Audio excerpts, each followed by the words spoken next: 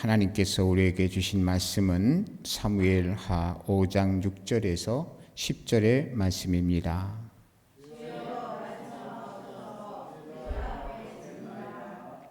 왕과 그의 부하들이 예루살렘으로 가서 그 땅 주민 여부스 사람을 치려하매 그 사람들이 다윗에게 이르되 내가 결코 이리로 들어오지 못하리라. 맹인과 다리 저는 자라도 너를 물리치리라 하니 그들 생각에는 다윗이 이리로 들어오지 못하리라 함이나 다윗이 시온 산성을 빼앗았으니 이는 다윗성이더라. 그날에 다윗이 이르기를 누구든지 여부스 사람을 치거든 물깃는 대로 올라가서 다윗의 마음에 미워하는 다리 저는 사람과 맹인을 치라 하였으므로 속담이 되어 이르기를 맹인과 다리 저는 사람은 집에 들어오지 못하리라 하더라. 다윗이 그 산성에 살면서 다윗성이라 이름하고 다윗이 밀로에서부터 안으로 성을 둘러 쌓으니라. 만군의 하나님 여호와께서 함께 계시니 다윗이 점점 강성하여 가니라. 아멘.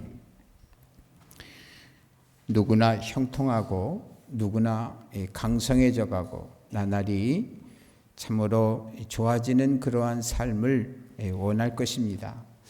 오늘 말씀을 보게 되면 마지막에 다윗이 점점 강성하여 가니라는 말씀으로 말씀을 맺고 있는 것을 보게 됩니다. 다윗이 왜 그렇게 강성하여졌을까? 그 다윗이 잘나서 그랬을까? 오늘 말씀을 보면 왜 다윗이 강성해졌는가를 알게 되면서 이 말씀을 통해서 우리에게 말씀하시는 하나님께서 우리에게 요구하시는 대로 한다면 우리 또한 결국에 가서 다윗과 같은 은혜를 체험하게 될 것이라는 확신을 가질 수 있을 겁니다. 6절에 보게 되면 거기 한번 읽어봐요. 왕과 그의 부하들이 예루살렘으로 가서 그 땅 주민 여부스 사람을 치려하매 그 사람들이 다윗에게 이르되 내가 결코 이리로 들어오지 못하리라. 맹인과 다리 저는 자라도 너를 물리치리라 하니 그들 생각에는 다윗이 이리로 들어오지 못하리라 함이나 다윗이 시온 산성을 빼앗았으니 이는 다윗성이더라. 다윗이 말이죠. 그 여부스 사람들을 이제 치려고 하니까 여부스 사람들이 야, 니까짓 우리를 이길 수가 있어? 다리 저는 사람, 맹인들, 우리 가운데 그런 사람들조차 너희들은 당하지 못해 하고 이런 얘기를 했다는 거예요.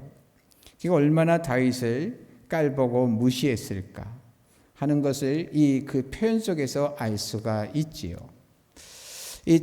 그 여부스 사람들은 결국은 패전하게 되고 결국은 이제 그 종으로 전락하거나 죽음을 당하고 마는데요. 그런데 이런 일이 왜 있었을까?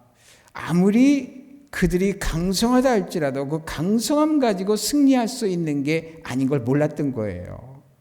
왜냐하면은 하나님께서 함께 하는 그러한 이 군대는 이길 수 없다는 걸 몰랐던 거예요. 우리 인간들은 보통 우리 인간들의 준비한 것에 따라서 내가 지혜가 많고 또 실력이 있고 배경이 좋고 갖춘 게 많고 이러면 자신감을 갖지요. 그런데 그것 가지고 되지 않는다는 것을 오늘 말씀을 통해서 알려주는 거예요. 다윗을 결코 이길 수가 없어요. 다윗의 군대를 이길 수가 없어요. 그걸 몰랐어요. 그래서 결국은 여부스 족속은 패망을 경험하지 않을 수가 없는 그런 처지가 된 거죠. 그걸 알려주는 거예요. 그래서요, 우리가 하나님의 뜻을 알지 못하면 안 돼요. 하나님께서 약속하신 말씀과 그 성취성을 모른다면, 그런다면 결국은 잘 될 수가 없는 거죠. 하나님께서 우리에게 이 부분을 통해서 알려주는 것은요, 바로 하나님의 뜻을 알아야 된다는 거예요. 어떤 사람들은 정치하는 그런 그 권력을 통해서 어떤 지역에 어떻게 개발될 그 정보를 미리 알아가지고 거기다 땅을 사고 또 주변에 있는 사람들한테 지인들한테 그 투자해가지고 그래서 막대한 이익을 남기게 하는 것들을 보게 돼요. 그러나 나중에 발각이 돼가지고서 아주 망신을 당하고 역사 일의 죄인이 되어가는 이런 모습도 봤지 않습니까? 참 세상의 모습이 그런데요.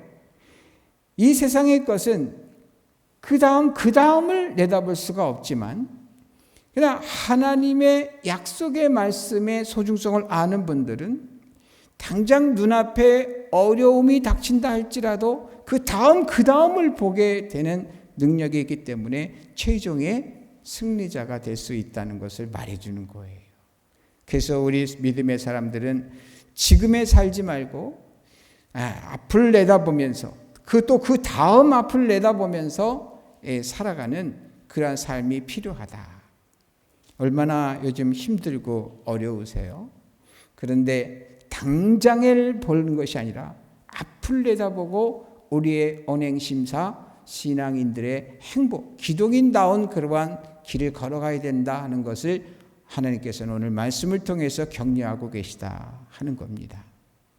주의 말씀을 통해서 참으로 소망을 상실하지 말고 절망하지 말고 끝까지 인내하시면서 믿음으로 극복하시게 되기를 주님의 이름으로 축복합니다.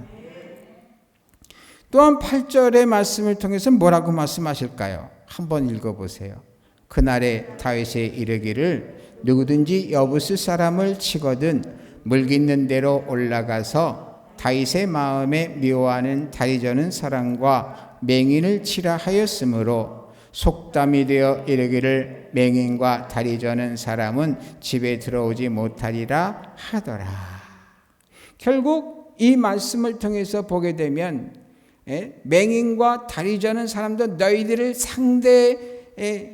상대하지 못할 것이다 이러니까 다윗이 명을 내려갖고 아예 그냥 1차적으로 맹인과 다리 저는 사람을 사그리 그냥 멸절시켜 버렸다는 거예요.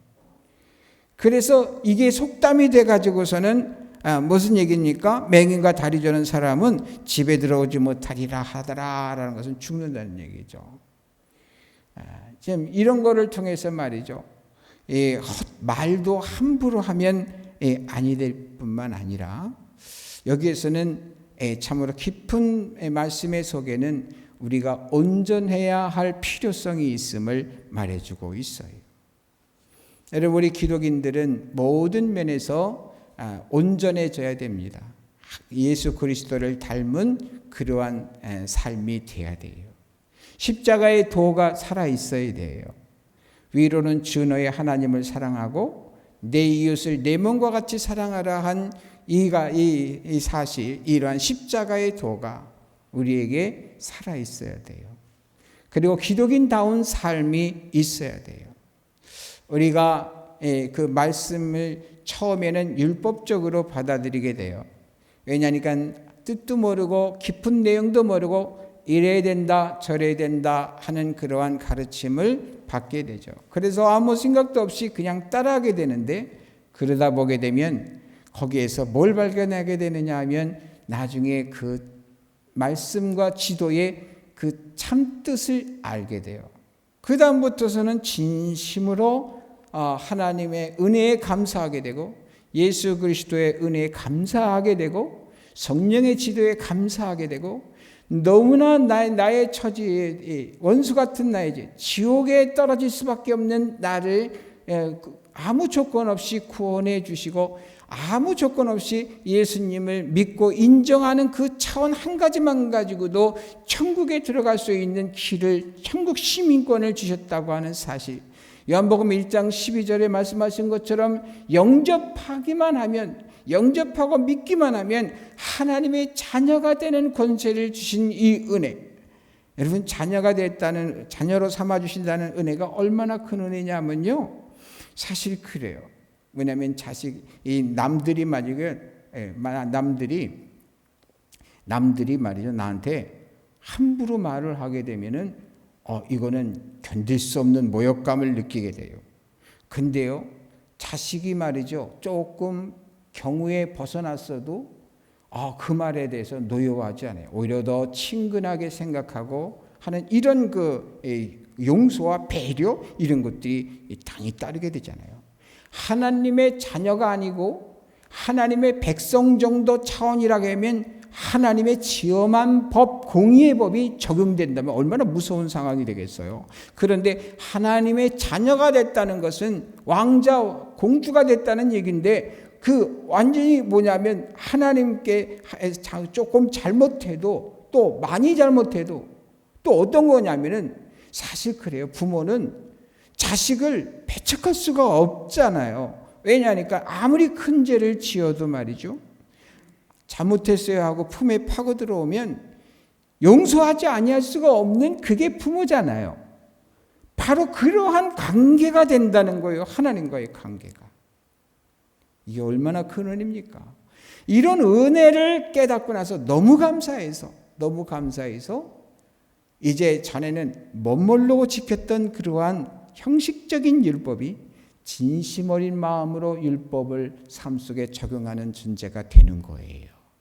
이게 바로 뭡니까? 우리 자신의 인생관, 세계관, 가치관이 변한 중생하고 거듭난 사람의 삶으로서 이제 하나님께 어떻게 하면 하나님을 기쁘시게 하고 하나님을 영화롭게 할까? 내게 받은 은혜가 너무나 크니까 내가 어떻게 그렇게 하나님을 높여드릴까라고 하는 그러한 심성으로 바뀌어져서 한다는 그 자체. 그게 바로 예수님을 닮아가는 거고, 그게 바로 뭡니까? 우리가 성결이라고 하는 단어, 거룩이라는 단어를 쓰는 이유가 돼요. 우리는 뭐냐면 다른 세속의 어떤 생각과 이런 걸 다 떠나가지고서는 깊은 산중에 들어가는, 짜서 그냥 고고하게 살아가는 이러한 그것 차원의 그런 개념의 거룩이 아니고, 그런 개념의 성결이 아니에요. 점점 주님의 말씀을 생활 속에 적용하는 그 퍼센테이지가 높아가는 것을 성결되어져 간다. 성화, 거룩할 성자, 될 화자, 성화되어 간다, 이렇게 말하는 것이거든요. 이 말은 뭐냐니까 하나님의 말씀대로 살아간다는 그런 의미가 되는 거예요. 여러분, 그래서 말이죠, 이 말을 함부로 해서도 아니 돼요. 말이 씨가 돼가지고서는 오늘 이 사람들이 우선적으로 처단의 대상이 되는데, 근데 예수님께서 예화를 든 것 중에서는 잔치집에 초대한 사람들이 논도 사야 하고 밭도 사야 하고 이런 두루두루 핑계를 대갖고 오지 않으니까는 종들에게 말하기를, 너희 아무데나 나가가지고선 그래가지고선 닥치는 대로 불러 모아라, 잔치에 참여하게 하라. 그래가지고 사람들이 모였는데, 그 주인이 딱 이렇게 모인 그런 사람들이 자리에 딱 가가지고 보니까 사람들이 그래도 예복을 다 갖추고 입고 왔는데, 그런데 그 중에 하나 예복을 갖추지 않고 온 사람 얘기 기억나시죠? 바로 그때 주인이 어떻게 행동했다고 그래요? 그 사람 바깥 어두운 데 쫓아내서 슬피 이를 갈게 하라, 이런 그 메시지가 거기에 나타나 있잖아요. 무슨 얘기일까요? 그 옷은 우리가 입는 이 겉옷과 같은 이런 옷을 말하는 것이 아니라 준비되지 아니한 이러한 그 예의에 어긋난 이런 그 상태를 말하는 것인데요. 결국은 뭡니까? 정말 준비할성이 없는, 이 준비라고 하는 것은 상대에 대한 존중이잖아요. 존중하지 않는. 그러니까 주인이라는 것은 거기서 누구를 의미하는 걸까요? 하나님을 의미하는 거잖아요. 하나님을 존중하고 하나님을 높여드리는 그러한 준비가 있지 않게 되면 아무리 그 자리에 와 있다 할지라도 뽑혀나가서 결국은 바깥 어두운 데서 슬피 운다는 것은 지옥에 불에 던져버리겠다는 그런 말씀이잖아요. 그래서 우리가 이 시대 속에서 정말 교회에 출석하면서 더욱더 성화되어 갈 필요성이 있다는 것. 그래서 언행심사가 정말 기독인다운 그러한 모습으로 바뀌어져야 된다는 것. 이런 걸 하면서 여러분 점점 그리스도를 닮아가시게 되기를 주님의 이름으로 축복합니다. 결국 말이죠. 그 하나님의 사람이 승리하게 될 거고 악인은 결국 망하게 될 거예요. 그래서 여부스 사람들은 하나님을 몰라서, 하나님의 약속을 몰라서, 하나님의 섭리를 몰라서, 그래서 뭐냐면 패망의 쓴 잔을 마시게 되고 멸망하게 되지만, 그러나 다윗은 하나님의 사람으로서 임마누엘 주님과 함께하는 존재로서 항상 백전백승을 하는 이러한 모습을 보여주는 거죠. 여러분, 그래서 정말 끝까지 승리하는 이런 삶을 살라고 할 것 같으면 우리는 시편 1편의 말씀을 꼭 잊지 말아야 돼요. 우리 다 거의 외우시죠?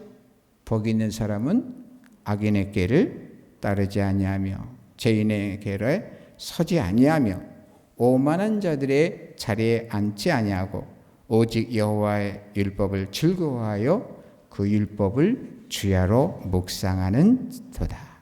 그는 시냇가에 심은 나무가 철을 따라 열매를 맺으며 그 잎사귀가 마르지 아니한 같으니 그가 하는 모든 일이 다 형통하리로다.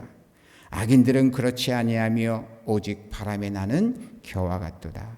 그러므로 악인들은 심판을 견디지 못하며 죄인들이 의인의 모임에 들지 못하리로다. 무릇 의인들의 길은 여호와께서 인정하시나 악인들의 길은 망하리로다. 결국 말이죠, 이 하나님께서는 권선징악의 섭리를 하시는 거예요. 선이 뭐겠습니까? 세상이 말하는 무슨 착한 일, 또 무슨 세상이 남을 도와주고 봉사하고 이런 것들이 그 차원에서 머물면 안 되고요. 진짜 선은 주님 뜻대로 사는 게 선이에요. 진짜 의는 하나님 뜻대로 사는 것이 의예요. 그래서 의와 선은 같은 얘기고, 최고 선이 뭐냐라고 그럴 때 최고 선은 하나님이시다, 이렇게 얘기하는 거거든요. 여러분, 늘 하나님이 기준이 되어서 하나님은 어떻게 하기를 원하실까 하는 고려 속에 언행심사의 삶을 살아가시게 되기를 주님의 이름으로 축복합니다. 반드시 하나님께서는 다윗과 함께하고 그러니 승리하게 하고, 하나님과 함께하자는 이런 자, 또 하나님과 함께하는 자를 무시하는 자, 이런 자들은 망하는 모습을 오늘 보여준다. 여부스 족속이 그랬다 하는 거예요. 우리 성도님들 괴롭히는 자들 한번 보세요. 결국 잘 되는 일이 없는 걸 아마 세월 두고 보면 알게 됩니다. 저는 지금까지 말이죠, 제가 전도사 시절 때도 주의 종에게 함부로 하는 자들이 어떻게 됐는가를 봤지만, 제 목회 여기 그 교회를 시작해서부터 지금까지를 봐도 여러 사람을 보게 됩니다. 그런데 말이죠, 세월 따라 증거되는 것은 하나님 말씀대로더라고요. 그만큼 하나님께서요 우리 편인 거예요. 그만큼 하나님이 내 편인 거예요. 할렐루야. 하나님이 내 편인 거 믿습니까? 하나님이 내 편, 그러니까 하나님 목사님 편이구나, 이렇게 하면 안 되고요. 우리 성도님들 내 자신 한 사람 한 사람의 편이세요. 왜? 어느 정도의 편이냐? 하나님의 자녀 정도의 편이세요. 자녀가 잘못하면 말이죠, 이러면서 그냥 때로는 그냥 막 체벌도 가하고 말이야, 막 별소리 다 하죠. 그런데 자녀가 아프거나 위기에 닥쳐봐요. 덜덜덜덜덜 떠는 게 누구예요? 부모예요. 엄한 것 같아도요 그런 거잖아요. 우리 하나님께서는 지엄하시죠. 그런데 우리가 정말 이 연약해지고 힘들 때 그냥 그걸 보고 있지 않아요.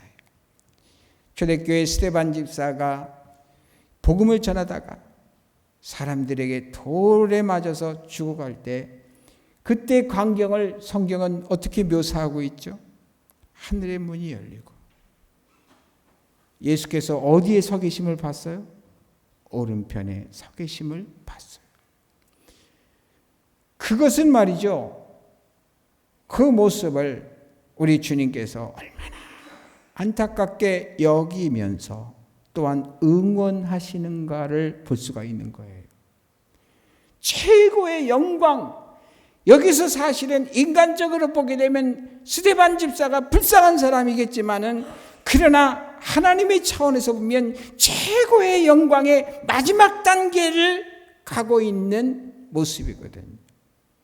그래서 막 응원하고 격려하는 모습이며 위로하고 그리고 또 그 모든 상황을 이겨나갈 수 있는 그러한 능력을 막 주시는 그런 장면인 것이거든요. 여러분 끝까지 임마누엘 의식을 또 믿음을 잊지 말고요. 참으로 최종의 승리는 바로 우리에게 주어진다라는 믿음을 가지고 끝까지 좌로나 우로나 치우치지 말고 승리자가 되시기를 주님의 이름으로 축복합니다. 9절도 읽어보세요. 다윗이 그 산성에 살면서 다윗성이라 이름하고 다윗이 밀로에서부터 안으로 성을 둘러싸으니라. 그러니까 다윗이 그동안에는 자기의 그 근거지라고 할 수 있는 그러한 장소가 있었다는 얘기예요? 없었다는 얘기예요? 없었다는 얘기죠. 그런데 여부스 족속을 타파하고 그곳을 말이죠. 정복해요. 그것이 시온산이에요. 거기서 말이에요. 그래서 성을 둘러싸고 다윗성이라 이름을 하고 비로소 그 위를 갖다가 자기의 근거지로 삼아서 통치의 영역을 넓혀가는 것을 보게 되는 거죠. 여러분 마태복음 5장 5절에 보면 땅을 기업으로 받는 자가 어떤 자인가를 말해줬는데 여러분 어떻게 됐죠? 온유한 자는 복이 있나니 저희가 땅을 기업으로 받을 것이요. 어떤 자가 땅에 땅을 온유한 자. 여러분 그래서 우리가 온유해야 돼요. 근데 온유하다는 얘기가 물러 터져라 그게 아니에요. 이것은 뭐냐면 이러지도 않고 저러지도 못하고 하는 이런 연약해 빠진 그런 걸 얘기하는 게 아니에요. 온유한 것은 뭐냐니까 하나님 앞에 온유한 자예요. 하나님 앞에 마음이 부드러운 자예요. 이 말은 하나님의 말씀의 씨앗이 심겨지기 좋은 마음의 토양을 얘기하는 거예요. 구약성경에 보게 되면 이스라엘 백성들을 보고 아주 하나님께서 이스라엘 백성들을 뭐라고 하는 얘기가 있냐면 이 목이 곧은 백성들아 이랬어요. 목이 곧은 백성들아. 여러분 온유한 사람일수록 뭐가 잘 숙여질까요? 고개가 잘 숙여지고 그리고 뭐냐면 이타적인 그러한 마음이 되죠. 그런데 목이 곧다는 얘기는 교만한 거예요. 자기 아집이 강해가지고서는 절대 고개를 뻣뻣하게 고개를 그냥 계속해서 그냥 뻣뻣하게 하고 사과할 줄도 모르고 자기 반성도 할 줄 모르고 그냥 이렇게 특별히 안타까운 것은 하나님 앞에서 그랬다는 거죠. 말씀을 안 받아들였다는 거예요. 그러니까 이런 자들은 땅을 기업으로 받지 못해요. 하나님께서 부단히 이스라엘의 역사를 보게 되면 가나안 땅을 주시려고 그렇게 애를 쓰셨어요. 그래서 출애굽해가지고 가나안 땅을 주셨죠. 극적으로 주셨어요. 그런데 그 땅을 지켜내지 못하고 바벨론에 끌려가가지고서는 70년 동안 포로 생활을 하죠. 70년 동안 거기가 황무지가 됐었어요. 그런데 하나님 사랑하셔서 다시 그 땅을 또 주셨어요. 그 땅을 주셨으면 그 다음에 회개하고 잘해야 되잖아요. 그런데 거기에서 또 뭐냐니까 하나님 버려요. 말라기서에 보면 처절하게 나와 있잖아요. 그래갖고는 로마에 의해서 점령을 당하게 되고 로마에 항거하다가 AD 72년에 그 땅을 갖다가 다 잃어버리고 세계 율이 방황해버리고 말게 되잖아요. 땅을 잃어버렸어요. 고토를 잃어버렸어요. 그래도 그때로부터 1948년 있죠? 그때 말이죠. 이 2차 세계대전이 끝날 그때에 하나님께서 다시금 그 땅을 찾게 하셔서 지금 그 땅에 지금 이스라엘이라는 나라가 있는 거잖아요. 하나님이 그렇게 땅을 주시려고 해요. 이거는 육체적인, 혈육적인 그 이스라엘, 인간적인 이스라엘을 지금도 하나님께서는 샘플로 삼아서 전 세계 기독인들에게 보여주는 거예요. 내가 너희들한테 땅을 주려고 그런다. 이 땅을 주는 것은 사실 이 땅에 있는 이 땅이 아니라 새하늘과 새 땅을 주려고 하는 거예요. 이 땅을, 그러니까 뭐냐니까 지옥의 불구덩이에 던져지는 것이 아니라 새하늘과 새 땅에 너희들이 영원토록 살게 하겠다. 이것을 자꾸 말씀하시는 거예요. 근데 지금도요, 온유해야 돼요. 온유해야 돼. 여러분, 전 세계에서 장사를 제일 잘하는 나라 국민이 어느 나라로 알고 있어요? 잘 아시네요. 그들에게서 나온 말이 고객은 왕이다라는 말이 나왔대요. 그게 뭐냐면 어느 진상이 와도 끝까지 그냥 친절하게 그렇게 한다는 거예요. 그러니까 뭔가 섬나라에서도 세계적인 경제 대국이 되었던 거잖아요. 그런 것만 보더라도 온유할 필요성이 있는 건데요. 하나님께서 온유하래요. 온유. 따뜻할 온자에 부드러울 유자예요. 좀 따뜻해지자고요. 할렐루야. 따뜻해지고 부드럽고 날선 그러한 것을 좀 무디게 하고 다듬고 말이죠. 이 예배당을 지을 때 지금 이 자리죠. 이 가시오를 겨울에 만드는데요. 이 겨울에 만드는데 쫙 잘라가지고서는 했는데 하다가 슬쩍 스쳤는데 그냥 살이 쫙 나가버리는 거예요. 이 각을 갖다가 죽이지 못하면 결국에 가서는 해를 입게 되는 건데, 여러분, 우리가 부드러운 사람이 되어야 돼요. 여러분, 부드러워지게 되기를 주님의 이름으로 축복합니다. 결국 뭐냐니까 그렇게 하나님께서 다윗의 입지를 탁 세워주시는 것을 보게 되고요. 우리가 알다시피 다윗 이후에 다윗과 같은 왕이 나타나질 않고요. 다윗 시대만큼 나라가 튼튼하고 작지만 큰 나라로서 존재할 때가 없었다는 거예요. 그래서 지금도 이스라엘 민족들은 옛 다윗을 생각하면서 다윗의 별 이러면서 그 옛날 그때를, 그래서 그들이 독립할 때부터 늘 가지고 있던 의식이 뭐냐면 시오니즘이잖아요. 시오니즘은 다윗의 옛 영광을 되찾자, 그런 의미죠.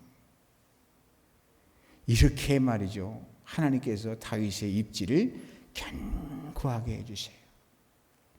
여러분, 하나님 앞에서 온유하시기를 주님의 이름 축복합니다.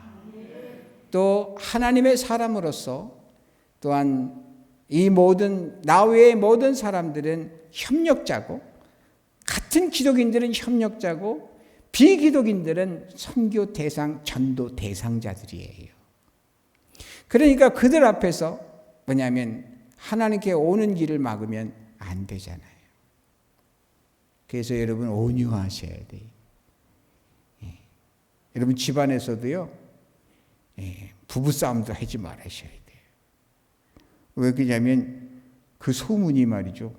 밖으로 새 나가면 믿지 않는 사람이 그렇다면 그렇죠. 이러지만 예수님 믿는 사람들은 그 소문이 밖에 나가면 예수 믿어도 소용없구나, 교회 갈 필요 없구나, 이렇게 나가니까 전도길 막는 거예요.